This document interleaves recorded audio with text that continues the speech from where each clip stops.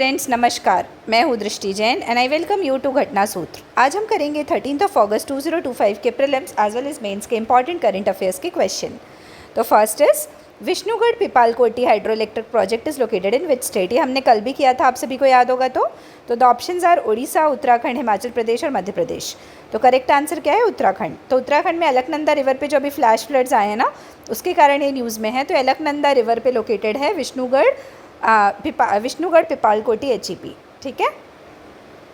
Next is which country has develop the dark eagle hypersonic missile system. तो dark eagle hypersonic missile system किसने develop किया है? तो the options are United States, France, Australia और Russia. So the correct answer is United States. ठीक है, ये नाम याद रखिएगा, डार्क ईगल मतलब United States. The United States developed the dark eagle long range hypersonic weapon system deployed during the टैलिस्मान सबरे drills in Australia. ठीक है, बस इतना ही याद रखना। Third question is world tribal day is observed every year on which day. तो world tribal day किस दिन सेलिब्रेट किया जाता है? तो the options are August 7, August 8, August 9, August 10। तो the correct answer is August 9। तो क्यों सेलिब्रेट किया जाता है हम वो भी देखेंगे। तो 9 अगस्त को वर्ल्ड ट्राइबल डे सेलिब्रेट किया जाता है, international day of the world's indigenous people which promotes indigenous rights. क्या चीज़ को प्रमोट करता है? इंडिजीनियस राइट्स को।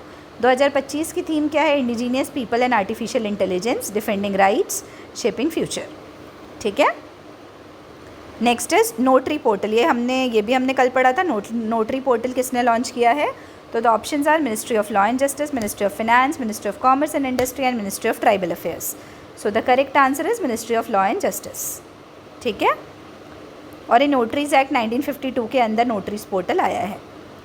Next is, and the last question for today for prelims is, Great Barrier Reef that was recently seen in the news is located in which country? So the options are Indonesia, Japan, Australia and Malaysia.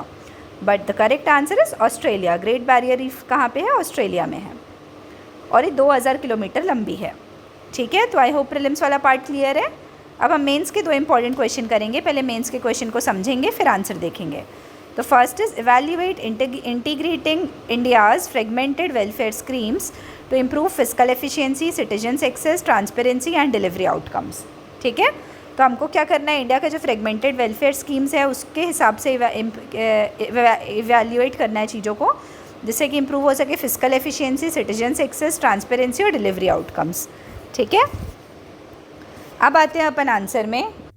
तो चलो हम move on करते हैं answer की तरफ। तो introduction में हम देखते हैं कि इंट्रो में क्या है कि India runs hundreds of central state welfare schemes जो ऑफन ओवरलैप करती बेनिफिशियरीज में, फंडिंग स्ट्रीम में और डिलीवरी चैनल्स में। तो ये जो फ्रेगमेंटेशन है इसके कारण क्या दिक्कत होती है? लीकेजेस आते हैं, डुप्लीकेशन आता है और सिटीजन्स फेटिग होता है। स्ट्रैटेजिक इंटीग्रेशन जैसे data, platform, field delivery and monitoring can shift the system from scheme centric to citizen centric. बहुत बार हम क्या करते हैं? स्कीम पे ज़्यादा फोकस करते हैं, सिटीजन्स पे नहीं। तो अब इंटीग्रेशन क्यों ज़रूरी है? तो पहला फिजिकल एफिशिएंसी के लिए। तो फिजिकल जो हमने 3 वर्ड्स लिखे ना, physical efficiency, access, transparency and outcome, उन्हीं पे देखेंगे।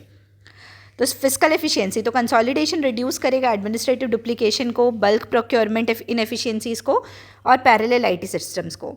ये बेटर करेगा, better beneficiary duplication curbs, double benefit. तो जब ये सब चीज़ें सही होंगी तो बेनिफिट सही मिलेगा। सिटीजन्स एक्सेस की बात करें तो जो सिंगल विंडो इंटरफेस है और पोर्टेबिलिटी है वो टाइम को कट करेगा, टाइम रिड्यूस करेगा, ट्रैवल रिड्यूस करेगा और डॉक्यूमेंटेशन बर्डन को कम करेगा। स्पेसिफिकली किसके लिए? माइग्रेंट्स के लिए, एल्डरली के लिए और इनफॉर्मल वर्कर्स के लिए। फिर ट्रांसपेरेंसी एंड अकाउंटेबिलिटी की बात की जाए तो इंटीग्रेटेड बेनिफिशियरी रजिस्ट्रीज जो हैं, DBT ट्रायल्स हैं और रियल टाइम डैशबोर्ड्स हैं, वो फंड फ्लोज को और आउटकम्स को और ऑडिटेबल बना देंगे।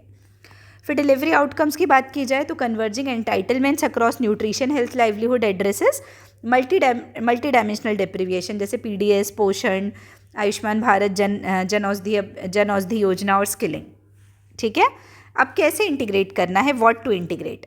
आइडेंटिटी एंड रजिस्ट्रीज जैसे इंटर ऑपरेबल हाउस होल्ड और beneficiary registry, payment and benefits तो common DBT payment rail with grievance tagging, automatic eligibility propagation, ये सब।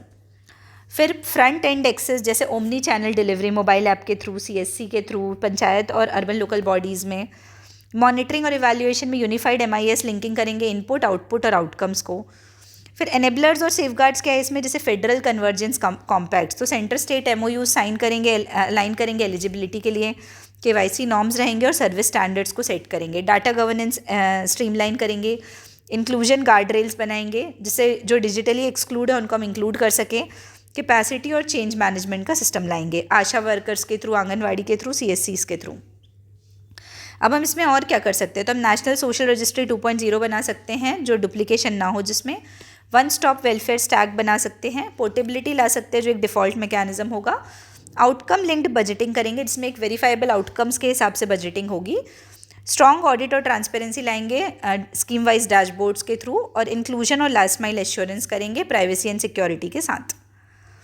तो इस तरीके से क्या होगा, जब हम इंटीग्रेट करेंगे वेलफेयर को तो वो गवर्नेंस अपग्रेड होगा, not just at IT fix.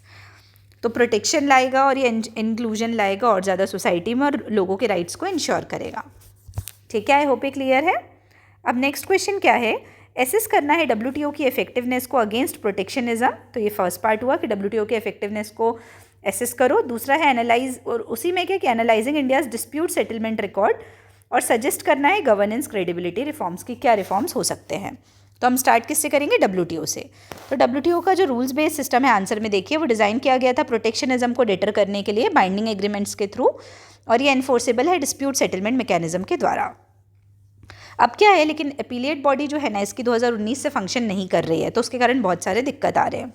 तो WTO की इफेक्टिवनेस को पहले जो फर्स्ट पार्ट है उसको जज कर लेते हैं अगेंस्ट प्रोटेक्शनिज्म। तो फर्स्ट इज उसके स्ट्रेंथ क्या क्या है, transparent rules, notification requirements, panel rulings, वो रेस्ट्रिक्ट कर सकते हैं ओवर्टली प्रोटेक्शनिस्ट मेजर्स को। जो पीयर रिव्यू प्रोसेस है वो क्रिएट करता है रेप्यूटेशनल कॉस्ट को वायलेशन के लिए, and ministerial outcome such as extension of governance moratorium through multilateral engagements. फिर वीकनेस क्या है इसकी कि absence of functioning appellate review lose, क्या अब देखो क्योंकि एनालाइज करना था ना इसलिए स्ट्रेंथ और वीकनेस देखें। वो अलाउ करता है लूजिंग पार्टीज़ को अपील करने के लिए इनटू द वॉइड सिस्टम। अब इंडिया के डिस्प्यूट सेटलमेंट रिकॉर्ड की बात की जाए तो एक्टिव पार्टिसिपेशन, तो इंडिया एक एक्टिव पार्टिसिपेंट है अबाउट 21 केसेस में, और रिस्पॉन्डेंट भी है। इंपॉर्टेंट केसेस जैसे सोलर सेल का देखा जाए तो इंडिया ने लूज़ किया था ये सोलर सेल वाला केस। एक्सपोर्ट रिलेटेड मेजर्स में देखा जाए तो WTO ruled India's export subsidy schemes as inconsistent, तो उसमें भी हम लूज़ किए। एवियन इन्फ्लुएंजा की बात करें तो इम्पोर्ट जो रिस्ट्रिक्शंस है उनको इनकंसिस्टेंट माना गया था WTO नॉर्म्स के हिसाब से। उसका इम्प्लीकेशन क्या हुआ कि जो मैकेनिज्म है वो डिसिप्लिन प्रोटेक्शनिज्म के लिए रहता है, but also challenges India's own policy design, India की पॉलिसी डिज़ाइन को भी चैलेंज करता है। गैप्स क्या क्या है इसमें कि lack of consensus on agriculture and fishery subsidy reforms, और डिस्प्यूट सेटलमेंट टॉक इनकम्प्लीट हो रही हैं WTO के पावर को जो लिमिट कर रही हैं। इसके लिए हम क्या कर सकते हैं, सेकेंड पार्ट था ना रिफॉर्म सजेस्ट करना, तो रिस्टोर करना है 2 टायर डिस्प्यूट सेटलमेंट सिस्टम को, इंटरिम अपील सॉल्यूशंस लाना है using neutral arbitration, stronger transparency discipline लाना है with incentives and penalties for non compliance, Codify करना है रूल्स को on industrial policy and subsidies, और कंप्लाइंस फैसिलिटेशन मैकेनिज्म्स लाना है जिससे टेक्निकल असिस्टेंस सही हो सके, स्ट्रक्चर्ड टाइमलाइंस आ सके। और इंडिया की स्ट्रैटेजी इसमें क्या होना चाहिए कि एक्टिवली पार्टिसिपेट करे रिफॉर्म कोएलिशंस में, लिटिगेट करे selectively where market access is blocked, and design domestic schemes to be WTO consistent from inception. ठीक है, तो आई होप ये क्लियर है।